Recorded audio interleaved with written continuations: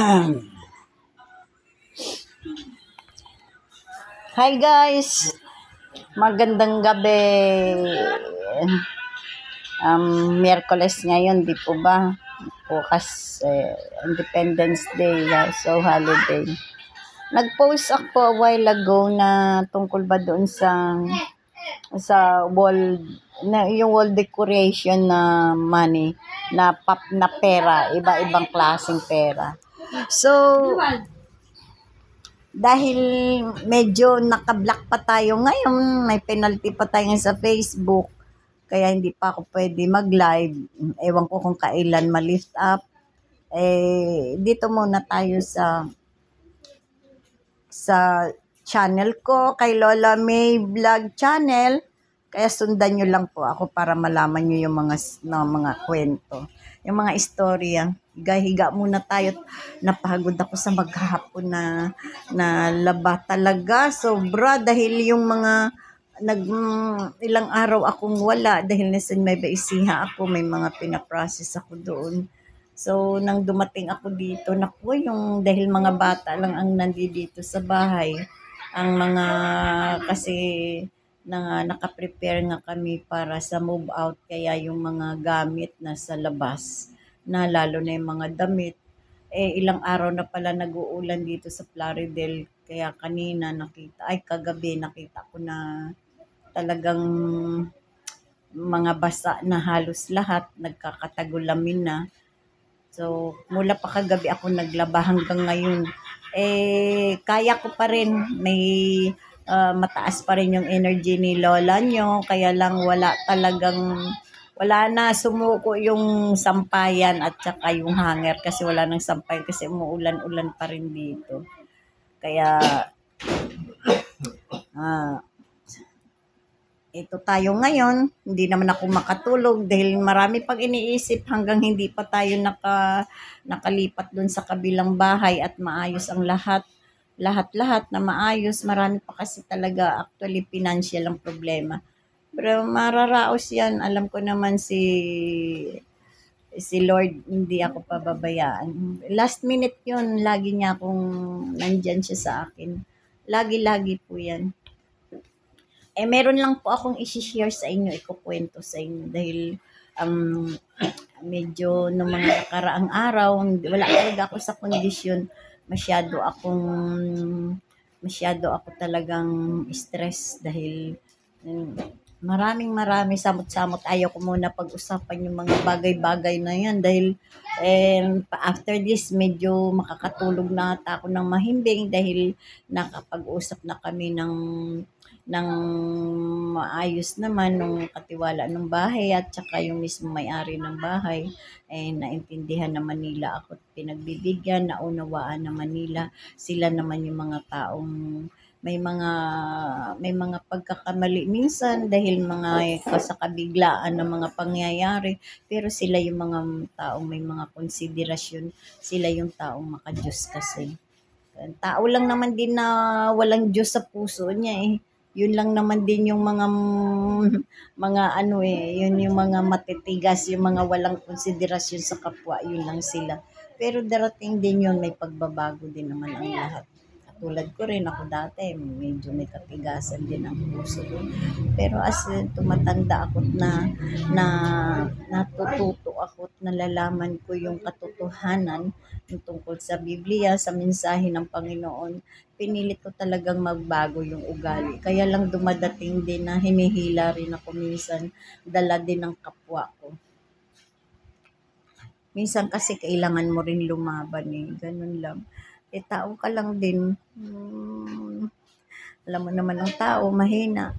Hindi naman tayo banal, pero sabi nga, lahat ng kasalanan natin pinapatawad naman as long na tayo marunong mahingi ng tawad at umamin ng ating mga pagkakamali. So, ang magiging topic ko ngayon yung mga nakaraang just kahapon lang, di ba sinasabi ko nga sa inyo, ang gusto kong mga topic yung mga makatotohanan, hindi scripted, hindi na kung ano-ano pa man.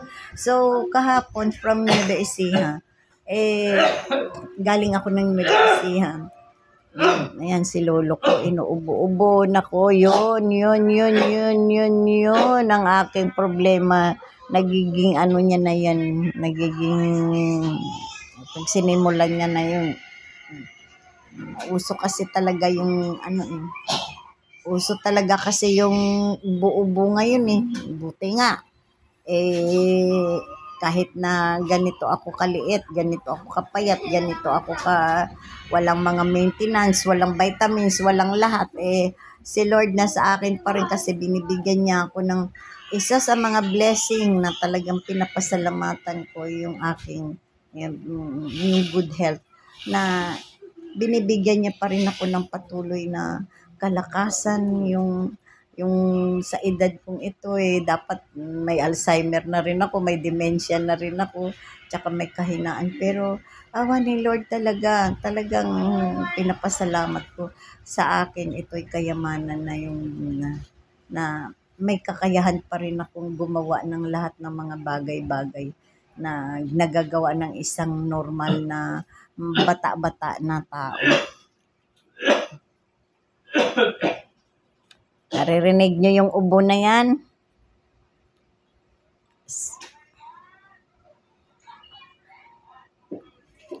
Yan, may pasyente ako. Yan, kanina galing kami sa x-ray. Ala naman, dala daw ng panahon at saka may edad na. Kaya yan lang. Alam mo naman, mayroon maraming mga kondisyon. Kaya andyan lang siya sa aking unahan. Yan o.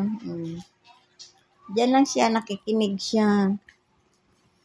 So ang topic natin is about yung sinabi kong i-share ko sa inyo yung kung paano yung yung wall decoration na pera na yon.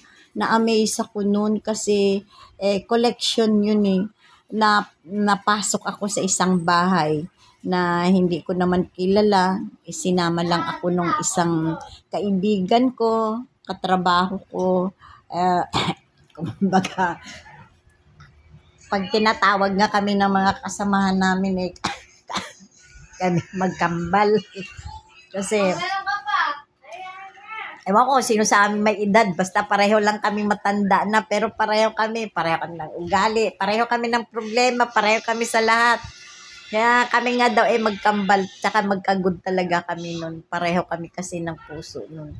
Ngayon, nagpunta ako dahil galing ako na kailangan ko kasi talaga pera. Shout out ko na pera kasi ang dami kong college, pasok na. Besides, may mga hinahabol akong kailangan ko mag-finance dahil may mga project ako na kailangan talagang pera para may mga pending ako mga tinrabaho na hindi ko natapos dala ng kulang ng pera. Ngayon, dahil medyo nakapag-decide ako na kailangan ko ulit bumalik para kumita. So, simula na naman akong mamroblema sa financial. So, naghanap ako kahapon dahil sabi ko may hinahabol ako mga documents na kailangan ko makuha sa PSA. Marami pa akong mga dokumentong dapat ayusin at saka malalayo pa yung pupuntahan ko. So, kailangan ko talaga pera. Nung nagpunta ako dun sa kaibigan ko, ayoko na lang din magbanggit ng mga pangalan kasi pinangako ko naman yun na hindi namin dapat malaman. Nagpunta ako sa isang kasister ko at nagtanong-tanong ako kung baka pwede niya ako matulungan sa little amount lang kasi may hinahabol lang akong mga papel na dapat kong ayusin. So, wala naman din yung kaibigan ko kasi pareho lang din kami ng buhay. Pero meron siyang sinuggest na siguro in good siya doon. Kaya sabi niya meron dito, may nagpapahiram, isang mabait na tao na ganito, ganun. So, sabi ko, tulungan mo ako, may isasanla naman akong ATM. So, sinamahan ako, kaya lang wala doon, nagkataon naman na wala doon yung pinuntahan namin. Nagpunta daw ng bangko at naggrocery dahil meron siyang tindahan naman na sa lugar nila na yun masabi mong isa na sa pinakamalaking tindahan. So, hindi namin siya natagpuan ng ganung nang nagpumunta kami kasi nasa bangko pa. So, bumalik kami sa bahay ng kaibigan ko. na dahil isa lang ang kalsada na baka sa pagbalik niya, mapansin ng kaibigan ko. So, naghintay talaga kami. So, hindi namin nakita kasi ako ang nangangailangan, nagpapagarantor lang ako. So, nagpunta kami doon sa bahay ulit after mga 5 hours. Nagpalipas kami ng nakita na namin na andun na siya. So, wala naman siguro, matagal na siguro, in good terms naman siguro yung mga yun. Baka so pinapasok kami, pinakilala ako na isa akong kaibigan na nangangailangan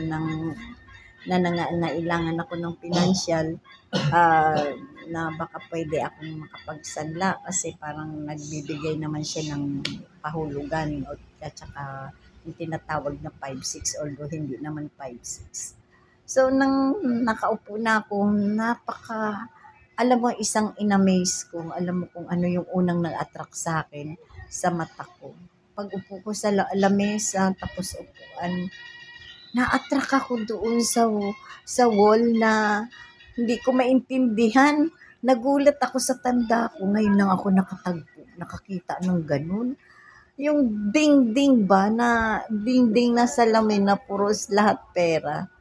Iba-ibang pera ng iba-ibang bansa. At saka sa pera natin, yung mga lumang-lumang mga pera, mga nag-collection siya, nang-collection siya. Si Sunny. So, naging, alam mo, di ba ang punta ko doon para mangutang? Di ba? Para mangutang. So, narinig ko nga wala na nga siyang pampautang kasi kawiwidro lang ng pera. Marami nang nangutang, marami nang hindi na ako nagka-interest ng utang kasi mas the more nagka-interest ako doon sa mga pera, may mga yen, lahat ng klase ng ibang bansa andun. Nakita nyo naman, ipopost ko ulit yung wall niya na andun nakadikit ang mga na-decorate niya. Ngayon, nagkwento siya, nagtanong ako kasi kaganda niya. Ayaw niya lang ipaalam. Alam niya lang, nag-ausap naman kami na once na mag-vlog ako, hindi ko siya kailangan nagpakita at hindi ko kailangan i-mention siya kanya. Siyempre, for security reasons naman. Ngayon, sabi ko sa kanya, pwede pa baka ako, interesado ako sa iyo kasi una-una, maganda siya. Sabi niya, hindi mo akalain sa edad niya yun, mga 40 siguro. Ang ganda niya, pati height maganda. So, sabi ko ganun sa kanya, para siyang Bombay. Sabi ko sa kanya, paano mo na collection ito, maliban na lang kung nang ibang bansa ka, marami ka na palang bansa na puntahan. Yun, sabi niya, oo nanay, alam mo, yung mga yan, hindi ko kalain na matupad ko sa pangarap. So, sabi ko, parang nagkaroon ako ng curiosity sa kanya. Sabi ko ganun sa kanya, paano nangyayari? Sabi ko, ganun sa kanya, paano mo to naipon lahat? Tapos nagkwento siya. Alam mo, nanay, sabi niya, doon na focus mo, hindi doon sa utang. Ako din, sabi niya, hindi ko kalain na pag nakikita ko to yung wall na to, na puros pera, hindi ko kalain na matupad ko yan. Nung maliit pa ako, sabi niya gano'n, nagkwento na siya sa akin. Nung maliit ako, nanay, yung, di ba sa mga candy, may mga money, play money. Di ba totoo naman yan meron pa nga yung play money, talagang binibili pa natin talaga ng pera kapalit nung talagang totoong pera na yung play money. Pero doon sa mga candy nung araw, may kasamang play money yun. So, inipon niya yun, nag-ipon siya kasi sabi niya, nangarap siya na sana isang araw magkaroon ako ng totoong pera na magiging maiipon ko. Sabi ganun, ko-collection ako ng iba-ibang klaseng pera sa iba-ibang bansa, sabi ganun. So hanggang sa nakapag-asawa siya, nagkapamilya siya, nagkaroon na siya ng 4 na anak, rise and fall na, mga pangyayari na sa buhay niya, kaya kumbaga masalimuot din na buhay ang pag-aasawa. ang pagkaroon niya ng pamilya, ng asawa. Hindi na natin ugatin kasi hindi naman ako nagtanong kung ano-ano, bakit nang dahilan, nahiwalay, hindi na yun, pribado na nila yun. So, doon lang ako nagka-interest na ito pala kako na sa sinasabi niyang play money. Play money ha, gagaling sa candy lang, yung mga binibiling candy wrapper, may kasama yung mga ganun. Nangarap siya na isang araw gusto niya magkaroon ng maraming perang totoo, iba-ibang pera para daw magiging decoration niya, gagawin niyang decoration. Ngayon sabi niya ganun sa akin, doon ko nakita na siya na nagsabi na hindi niya akalain na yung kanyang pangarap. Yung pangarap niya, yung pinaka-dream niya, yun, dream niya. Kumbaga, yung kanyang mga panaginip, isang araw na magkaroon siya ng tunay na mga perang kokoleksyonin. So, na ngayon, mismo sa sarili niya, parang hindi pa rin daw siya maniniwala na yun, natupad na yung kanyang pangarap. Doon ko nakita na talaga, yun yung kasabihan na sometimes dream comes true. Doon sa play money na yun sa mga candy wrapper na yun, na pinangarap niya magkaroon siya.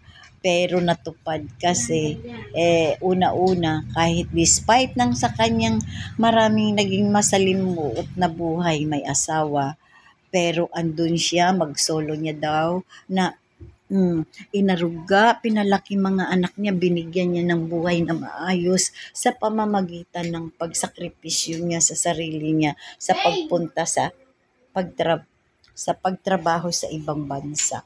Yung ibang pera na yan, sabi niya nanay, binibigay lang sa akin yan ng mga kaibigan kong partner. Sabi ganun. So, naipon ko yan hanggang sa naisip niya ng kung ilang years siya sa ibang bansa na ang bumalik sa Pilipinas, nagkaroon ng ganitong negosyo, grocery, basta may marami siyang negosyo, kasama na yung mga lending. So, andi dito tayo sa point na tingnan mo, maliit pa siya, nangarap na siya, pero natupad dahil yung pangarap, hindi lang basta pangarap, kundi dapat ikilos natin yun, gawin natin yun. Kasi pangarap lang tayo ng pangarap kung di naman tayo kumikilos, so wala din.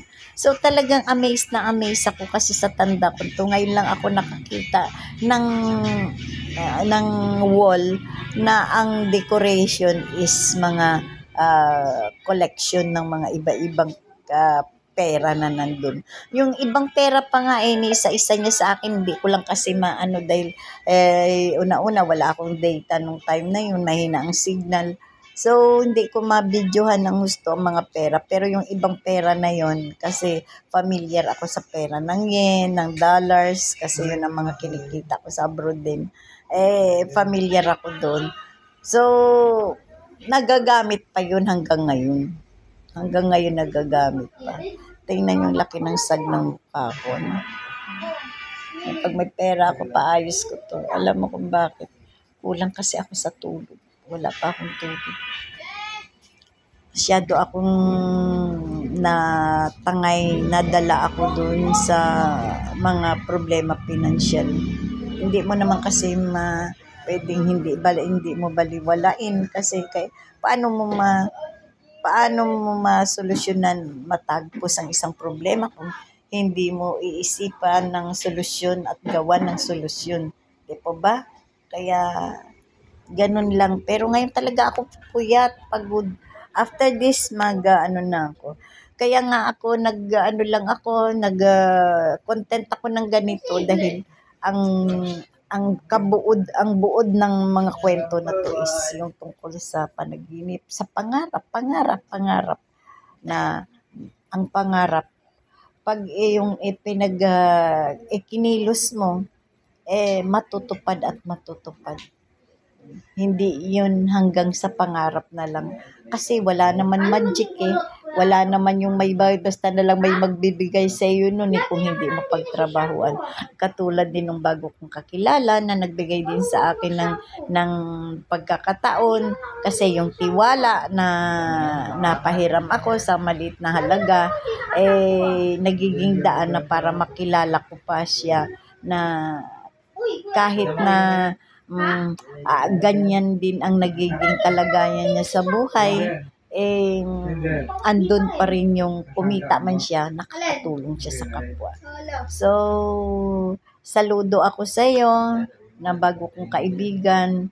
Maraming salamat sa pagtiwala mo sa akin kasi hindi mo lang alam kung gaano kalaki ang magiging kapalit niyan sa akin. Sa tiwala mo lang. Kaya hindi ka magsisisi na nakilala mo ako bilang nanay mo, bilang tita mo, bilang kaibigan, bagong kaibigan mo. So, ako, iniidolo kita dahil sa kabila ng pinagdadaanan mo. Ako, traumatic na rin yung buhay ko. Napakaraming traumatic. Kanya-kanya lang tayong dala. Pero ikaw, bali, isang single parent sa 4 na anak na tinataguyod. Saludo ako sa iyo, kaibigan. Saludo ako talaga sa iyo. Saludo ako. Sana patuloy kang pagpapalain at yung good health ibibigay talaga i-reward sa iyo ng itaas dahil mabuti kang tao. Mabuti kang tao, mabuti kang ina sa mga anak mo at siguro anak sa nanay mo. Bye-bye, bye-bye. Thank you for now. Hanggang pa-vlog-vlog muna tayo. Bye-bye. Thank you for watching.